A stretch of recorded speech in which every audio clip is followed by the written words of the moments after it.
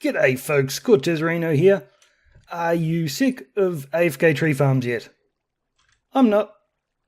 So I've been working on this one here, trying to do some lag busting, trying to lag proof the thing, and it's changed quite a bit. Gone is the piece of cake there that was limiting our movement. Now we've got two end rods, so I move very, very little, and that helps it out quite a bit. And I put in the smart stopwatch, if we can get over here. I tinkered with a whole bunch of hopper timers and stuff like that, but in the end the solution was pretty easy, this comparator pulse extender. You see, I needed one that would slowly decay and after a little while send out a signal, but I needed to be able to reset it immediately, so this was the best way to do it. So I've just got a torch here, and whenever the quadruple piston extender is pushing trees along, this torch will flash on and keep this powered, and as soon as it shuts down, which means there's no trees that have grown, this will decay after a little while, and once all the power is gone, it'll send out a signal and it will push me over and force me to plant another tree. That's just in case, because of lag, I don't plant a tree for one reason or another. This will notice when I've not done that and force me to do another one. So I've changed the way I get pushed over as well, because I was using the pressure plates. Now it's all redstone, and the one that pushes me back actually pushes me twice, because the worst thing that can possibly happen is like, it doesn't matter, like sometimes I don't get pushed, and it doesn't matter if I'm here trying to chop, but if it pushes me over to plant and then fails to push me back, I'm going to break that bit of dirt. So let's grab some saplings and I'll show you how it's working a lot better. I've had this thing working with crazy amounts of lag, and it still kept going, like entire trees reappearing after I've chopped them, and it still kept functioning. The only problem is, after a certain amount of time, the lag will get me and I won't get pushed back. You see the double push there to push me back? Sooner or later, it's going to fail to push me back, and I'll break that bit of dirt and the farm will stop running. And there's not a whole lot I can do about that. I mean, I've got it pushing me twice. I could make it push me 3 or 4 times to try and push me back, but by that time, if it hasn't already pushed me back, I will have broken that bit of dirt. But this does work pretty well. Alright, enough of that for the moment. So this one is pretty good. It works most of the time. It'll keep running a lot longer than that other one will, but I've had an idea. So this one here, if you remember, uses the technique of chopping straight up, and hang on, we'll let this guy grow, chopping straight up at the tree like this, and after we break the first log, it will plant the sapling underneath that bit of log there. And this one works pretty good, but the problem is, as soon as we get some lag, we break the log, plant the sapling, the log reappears, and the sapling's vanished, and all of a sudden we're not AFKing anymore. So I was thinking, can I use some of the techniques that I've learnt doing lag busting on the other farm and apply it to this one? Because with this one, at no point are we ever chopping at a piece of dirt. So we're not going to eventually lag out and break the dirt. So if I can, well, I actually already know what I'm going to do, and I've started doing it.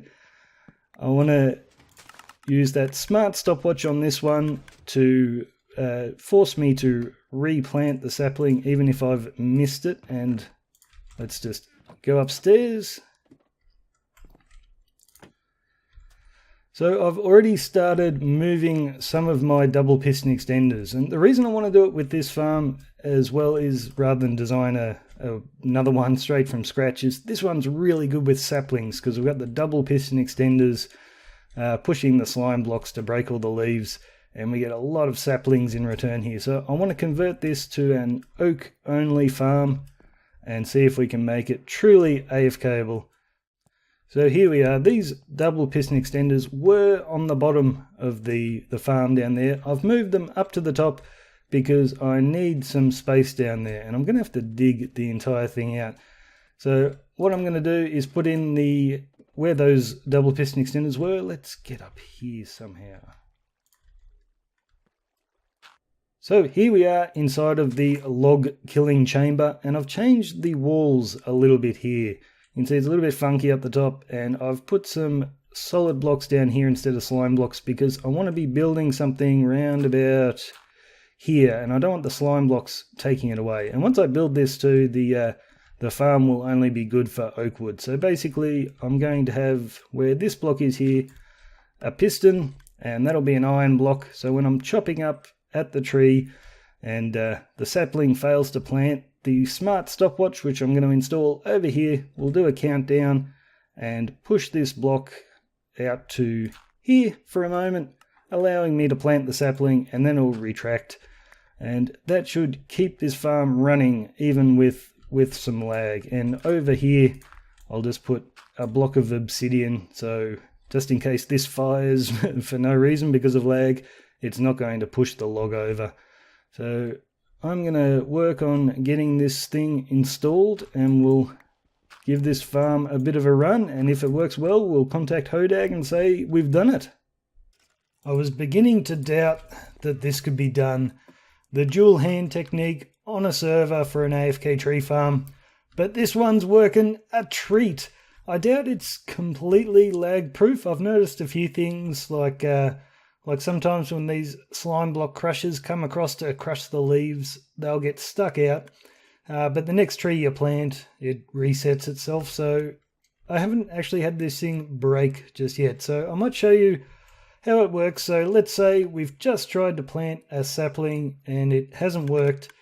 The machine here is going to do a bit of a countdown on the smart stopwatch. And then when it decides it's been too long since a tree was planted and there mustn't be a sapling there, it's going to push that iron block in front of my axe and in front of my sapling, and there we go, and I plant. I've got that on a pretty long delay at the moment because I had a good timed delay on it, and the sapling would plant and then disappear as the thing was retracting. So I've got on a long one, but I might shorten it a touch just to save the durability on my axe, but otherwise this thing's working a treat. If the sapling fails to plant, that block's just going to push across and force a plant. So it only does oak wood now, but I'm loving it. This works great. I'm probably going to do a tutorial for you guys. Oh, I've definitely been through enough designs before I got one working, but this is working a treat. And I don't know how much testing I really need to do on this because I've tested the others so much, but I think we're going to be good.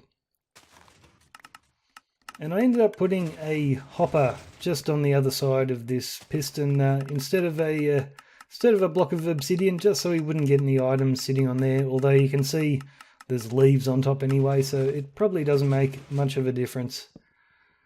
But yeah. Now what else can we do? Actually, it's probably about time that I got rid of these pranks. I've been neglecting that. They've been sitting there for a while.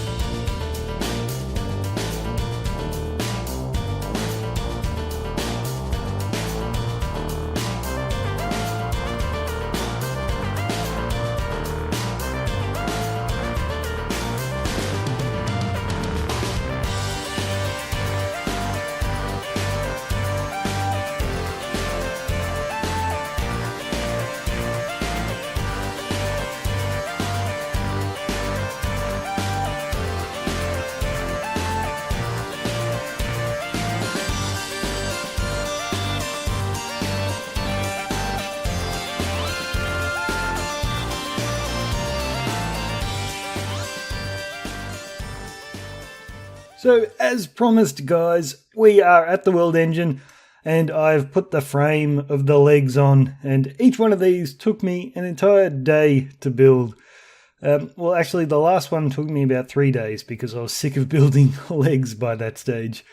The first one was so tricky because I had no idea where it was going to end up, like where it was going to meet the water. So I basically had to build it from the top up here all the way down using buckets of water and just jumping into the water stream and building down.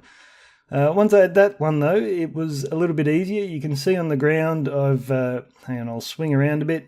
You can see those lines of netherrack. I just counted out the distance on each side, and then I was able to build up. So the second, third and fourth were a lot easier to build. So you can see I've built them pretty wide around here because when the world engine was flying into land, these were going to be parts of the wall of the world engine, and then when the legs have extended, the walls opened up, and that's how we're able to see from the inside out and to be able to see the legs. Now, I'm going to keep the bottom section as a bit of a frame because, as you can see down here, we'll jump into the water. I haven't reached the bottom of the water yet, so the legs aren't complete. It's too dark down here. But basically, it's going to keep going. I haven't designed that bit yet, but the idea is that the wall sections of these parts of the legs have extended down into the ground, and that way the world engines, it can land on uneven ground. So these shoot down like blades and just cut into the ground. But up the top here where we've got the kneecap, I'm going to be building some walls onto this, but this section here, this big round section, that's going to be a force field, kind of like the power core in the center of the world engine. And that's what I'm going to do next, I guess. It's a lot of building to go, and like these took forever. There's nothing simple about my design here. I just got onto a creative world, and like you can see in every bit, I've put the details in and then I've basically built over the top of it.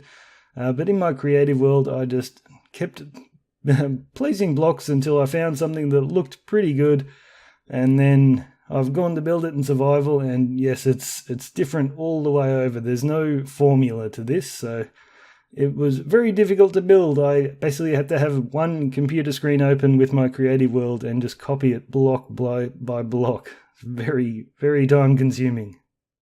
So some of the circles in this, like you can see this big oval shape here, I was able to do that with the circle generator, and then I built it on an angle just by coming down 2 blocks every step. But then there are other curves like this one around the outside. I couldn't generate that. I just had to eyeball that curve, and I think it turned out pretty good. It's supposed to pop out from the world engine a little bit there, so that's going to be the force field section. So when we're down, way down there near the power core, we'll be able to see out through the glass, and if we're just flying around like this, you'll be able to see in and see the cogwheels. So it seemed a shame to build those 3 big wheels on the end of each leg and then just to cover it up. So we're ready to start building, but I think the hardest bit is whatever I do, I have to do 3 more times. But I've been gathering all my resources, so I've got the lime glass for the force field, and I've got just a tiny bit more. Been very busy. I spent a few hours over at my blaze farm smelting all of this, and we also need the black hardened clay. This I might run into trouble with. I haven't got very much, but Traven has a clay shop, so we might have to visit that. But I'm going to start with the black hardened clay, and we'll see how far we get. I actually considered waiting until the update to get the black concrete, but I don't think I want to go that shade of black. Like, I know the black hardened clay is kind of brownish, but when you look at it from a distance, it does look black, and pretty much everything in this world engine is you're looking at it from a distance. So I think I'll stay with it. I'm not going to go and replace any of it once we get the update. So I'm just checking to see if I've got any more clay lying around. Not really. So let's grab my rockets and we will get up there. And I'm a terrible flyer, so we're probably going to crash and burn. I was trying to build this thing with flight duration 3 rockets for so long, and that did not work out very well. So I got the flight duration ones now, so we shouldn't go flying off anywhere we're not supposed to. So, alright guys, I'll meet you up the top. Okay, the kneecap is starting to take some shape. It's going to look a lot more colourful and interesting once I put the force field on the top. Now, I know I've mentioned before that the world engine is taking a lot of resources, but look at that. That's as far as I got with all of that clay.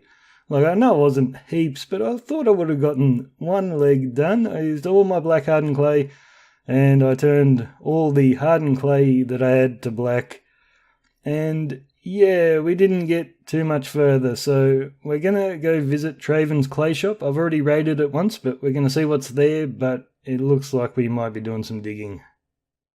It's very nice to be able to walk around my base again without cakes everywhere. Although I do miss the snacking aspect of it. I've left a cake here though. I thought it looked alright there. And I've also left them all the way down here because the reason BC put all these cakes here is because he got blown up by a creeper in my base. And I'm pretty sure it was this area where the beasties have been spawning. See, I had a lot of path blocks down here to stop the spawns. But it's a very dark room, and somewhere in here they've been appearing. I'd often see a skeleton. I'd be up there and I'd see a skeleton just hanging around down here. So that's what probably happened to my villagers. I had 2 clerics down here and they just vanished one day. So that must have been a zombie spawn. But we are off to Traven's shop. I had to do a few things. I had to make some more shulker boxes to carry the clay. I've got some money, and I noticed my mending books upstairs were out of stock. I don't know how long they've been out of stock for, probably a long time, but which is a pity because it's a nice little source of income. And my biggest source of income, the Lucky Break High Roller, ran out a fair while ago as well, and I just haven't had the time to restock it because I have to go into my villager trading hall, make up a whole bunch of enchanted armor, stuff like that. So this has been empty for a while, and this is where I got most of my cash. And yes, I've already taken the cash out of there. So yes, this world engine is going to drive me broke. I'm not earning any cash, and I'm spending it all on supplies. But it's not about the money, it's about the glory. Thomas is still there. I wonder if they're waiting for me to remove him, or if they just, maybe they want to keep him forever. I hope not. He doesn't quite suit the place. Let's go over here. Whoa, coming in hot. Here we go. Okay, he's got lots of colours for sale here, but this is what I'm interested in. The hardened and the black. And the fact that he's only got 1 double chest doesn't look good. Oh no. Brown. I already bought all the black. Oh no! Oh man, I'm gonna have to go digging. Alright guys, we might leave it there for today. I'm a little bit stuck. I can't do any more building till I get some clay, and I gotta go mining for it, and you don't need to see that.